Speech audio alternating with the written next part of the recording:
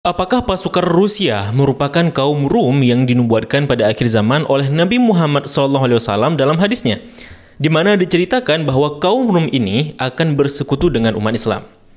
Nonton video ini hingga usai.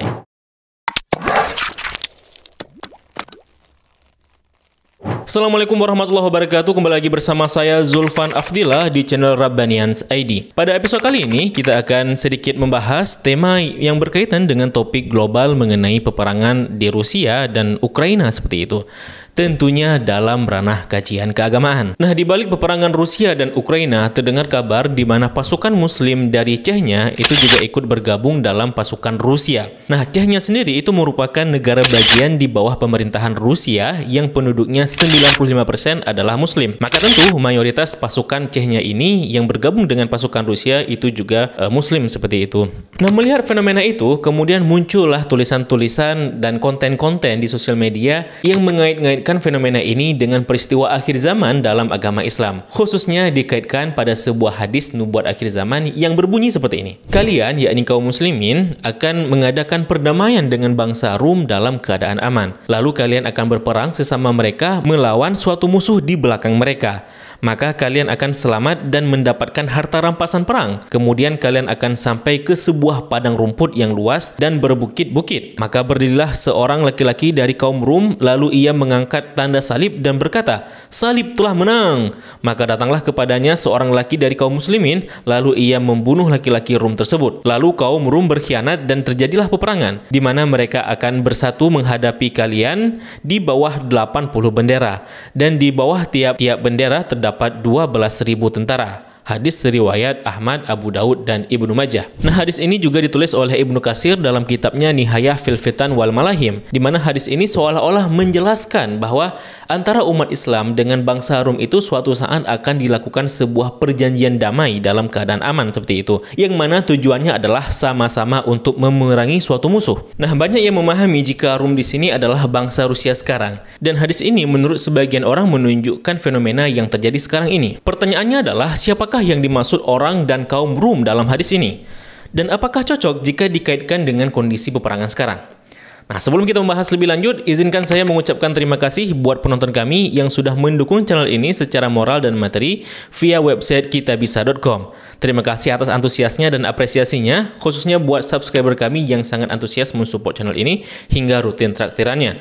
Terima kasih juga untuk yang lainnya. Semoga dukungan teman-teman diganti dengan lebih baik lagi, serta semoga dengan dukungan tersebut dapat mempercepat perkembangannya channel ini. Buat yang mau berpartisipasi, teman-teman dapat mengklik link kampanye kami di website kitabisa.com di kolom deskripsi dan di kolom komentar tersemat di bawah video ini. Istilah Rum oleh bangsa Arab setidaknya diketahui sudah dikenal sejak abad ke-4, 4 Masehi, karena tertulis dalam prasasti Namara. Nah, maksud istilah Rum dalam prasasti ini juga sesuai dengan istilah Rum yang tertulis dalam Al-Quran, khususnya dalam surat Ar-Rum, di mana Rum oleh orang Arab dan Al-Quran itu sama-sama dipahami sebagai sebutan kepada Kekaisaran Romawi Timur. Nah, jadi teman-teman, Kekaisaran Romawi itu dahulu ada dua. Yang pertama, Kekaisaran Romawi Barat yang beribu kota di Roma, Italia, dan Romawi Timur yang beribu kota Konstantinopel.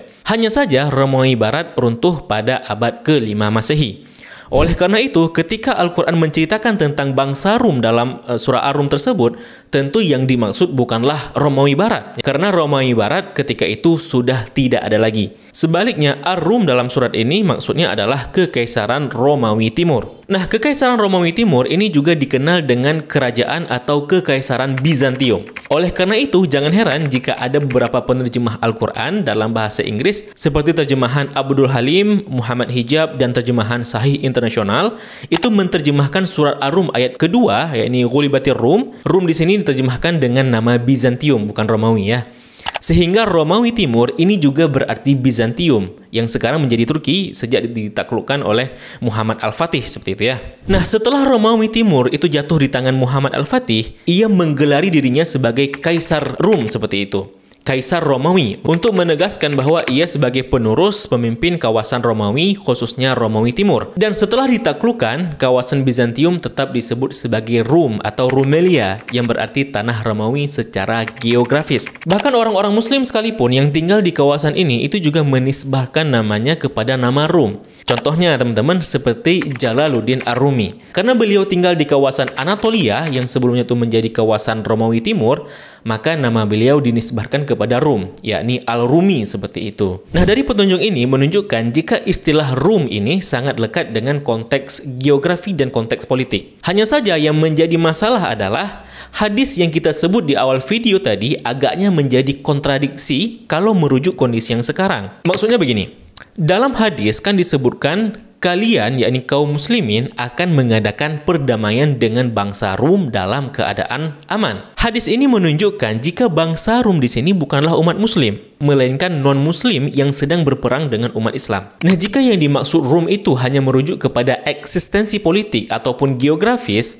faktanya, eksistensi politik Romawi Timur itu sudah punah. Dan geografis Romawi Timur sudah menjadi kawasan maupun eksistensi politik Muslim sekaligus, yakni seperti Turki seperti itu. Sehingga istilah Rum dalam hadis ini tidak hanya merujuk kepada eksistensi politik dan juga eksistensi geografi, melainkan juga eksistensi agama. Hal ini dapat dilihat dari lanjutan hadis di mana ada disebutkan kata salib. Maka istilah Rum di sini itu juga merujuk kepada penganut agama Salibiyah, yakni agama Kristen. Nah, Kekaisaran Romawi Timur ataupun Kekaisaran Bizantium teman-teman itu memang identik dengan ajaran kekristenan. Setelah sebelumnya mereka itu identik dengan paganisme ya. Nah, raja atau kaisar pertama Kekaisaran Bizantium adalah Konstantin Agung yang memisahkan dirinya dari Romawi Barat. Nah, selain raja pertama Kekaisaran Bizantium, Konstantin Agung juga merupakan kaisar pertama yang menjadi atau yang memeluk kepada agama Kristen, yang mana karenanya lah tersuksesnya diselenggarakan konsili Kristen yang terkenal seperti konsili Nikea. Nah teman-teman, kekristenan di Bizantium ketika itu disebut sebagai gereja ortodok timur. Nah ketika itu belum ada yang namanya gereja Katolik Roma, bahkan juga Protestan ketika itu juga belum ada. Sehingga istilah kaum Rum ini dalam konteks agama itu juga merujuk kepada gereja ortodok timur secara spesifik. Walaupun ya bisa-bisa aja ya ada yang menganggap jika Rum di sini adalah Kristen secara umum. Nah kembali lagi, ini soal bagaimana cara kita menginterpretasikannya. Nah masalahnya lagi adalah kaum Rum dalam hadis terkait itu diceritakan memiliki kekuatan politik sehingga dapat berperang. Sedangkan kawasan keuskupan gereja ortodok timur sekarang ini seperti di Turki, di kawasan Syam itu berada di bawah kekuasaan politik muslim. Sehingga kawasan ini jemaat gereja ortodok timurnya tentu tidak memiliki kekuatan politik untuk berperang. Oleh karena itu bisa jadi yang dimaksud adalah jemaat gereja ortodok timur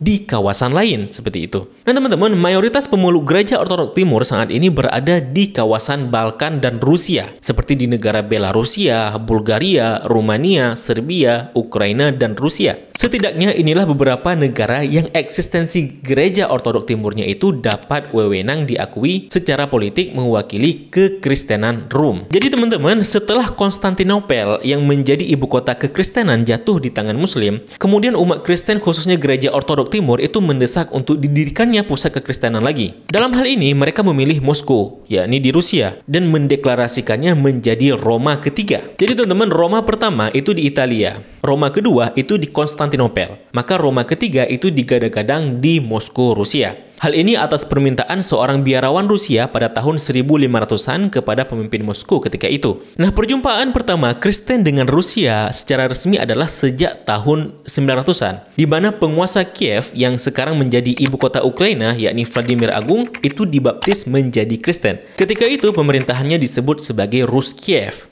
Diceritakan teman-teman, sebelum Vladimir Agung ini menjadi Kristen, ia sempat berkonsultasi dengan Yahudi. Namun ia menolak agama Yahudi karena setelah terusirnya mereka dari Yerusalem, Vladimir menganggap bahwa kaum Yahudi ini telah dibuang oleh Tuhannya. Nah, Vladimir Agung itu juga sempat berkonsultasi dengan Muslim dari Bulgaria di Volga ya. Namun ia merasa Islam itu tidak cocok dengan penduduk Rusia yang suka dengan alkohol dan babi, hingga pada akhirnya ia memilih Kristen dan dibaptis. Namun di sini kita bisa melihat bahwa ketika itu Islam sudah ada di kawasan Rusia, yakni kaum muslimin dari Bulgaria yang nantinya menjadikan beberapa kawasan Rusia diduduki mayoritas muslim seperti kawasan Dagestan, Chechnya, dan lain sebagainya. Nah teman-teman, seiring berjalannya waktu dan dinamika politik, akhirnya pusat pemerintahan berpindah dari Kiev, Ukraina ke Moskow yang sekarang menjadi ibu kota Rusia. Dan ketika Konstantinopel ditaklukkan oleh Utsmani, pemerintah Rusia di Moskow menyebut pemerintahan mereka sebagai penerus Kekaisaran Romawi berikutnya. Oleh karena itu, Raja Rusia itu disebut dengan istilah Tsar, yakni dikata Kaisar, yang sebelumnya menjadi sebutan kepada pemimpin-pemimpin Romawi. Maka disebutlah Moskow oleh Tsar Rusia sebagai Roma ketiga setelah Konstantinopel, terlepas kontroversi setuju atau tidaknya ya. Nah teman-teman, setelah kita melihat data-data ini, maka bisa-bisa saja Rusia itu diinterpretasikan sebagai bangsa Rum di era sekarang. Karena secara politik dan agama itu memiliki keterkaitan hubungan dengan Kekaisaran Rum, Kekaisaran Romawi seperti itu. Namun yang menjadi masalah adalah ketika hadis yang kita sebutkan sebelumnya itu dianggap mewakili kondisi Rusia sekarang, dianggap mewakili kondisi perang yang ada sekarang ini. Nah kenapa? Ya walaupun misalkan hadisnya itu sahih, itu tidak serta-merta apa yang diceritakan dalam hadis itu mewakili kondisi perang yang ada sekarang. Dan kita harus berhati-hati ketika menafsirkan hadis-hadis nubuat akhir zaman, karena salah-salah bisa fatal. Contohnya teman-teman seperti yang sudah-sudah ya tentang ramalan akhir zaman seperti itu, dimana katanya di tahun lalu akan datang kabut lah, dukhan, meteor, dan sebagainya yang diklaim sebagai interpretasi hadis-hadis nubuat akhir zaman tersebut. Nah coba kita lihat, akhirnya kan tidak terjadi dan berujung buat klarifikasi seperti itu. Hingga akhirnya kita disibukkan dengan ramalan-ramalan akhir zaman dan terprovokasi dengan klaim-klaim tersebut. Dampaknya akhirnya Islam ditertawakan gara-gara ada 1-2 orang yang terlalu memaksa menafsirkan hadis nubuat akhir zaman dengan fenomena yang ada sekarang. Sehingga dapat kita simpulkan teman-teman bahwa hadis terkait walaupun Rusia itu bisa saja disebut sebagai Rum di era modern ini, namun peristiwa dalam hadis tersebut tidak bisa diklaim mewakili kondisi sekarang. Kita hanya bisa menunggu dan memperhatikan apakah tanda-tandanya itu sudah ada, dan baru bisa kita bilang kondisi sekarang mewakili hadis ini setelah peristiwa itu terjadi. Karena walau bagaimanapun, terlepas dari nubuat huru-hara akhir zaman itu sahih atau tidak, dan hadisnya itu sahih atau tidak, terjadi atau tidak, yang kita harapkan adalah agar kita terhindar dari perang dan fitnah akhir zaman, bukan malah menyemarakkan perang, kan gitu. Oke teman-teman, mungkin ini saja untuk episode kali ini. Kalau video ini memberikan banyak manfaat, mari dukung channel ini dengan klik tombol subscribe dan juga tombol lonceng di bawah video ini. Serta kalau channel ini layak didukung secara material, teman-teman dapat klik link kitabisa.com di kolom deskripsi maupun di kolom komentar tersemat. Terima kasih telah menyaksikan. Sampai jumpa di episode berikutnya. Saya Zulfan Afdillah, mohon undur diri. Billahi taufiq wal hidayah. Wassalamualaikum warahmatullahi wabarakatuh. Salam damai.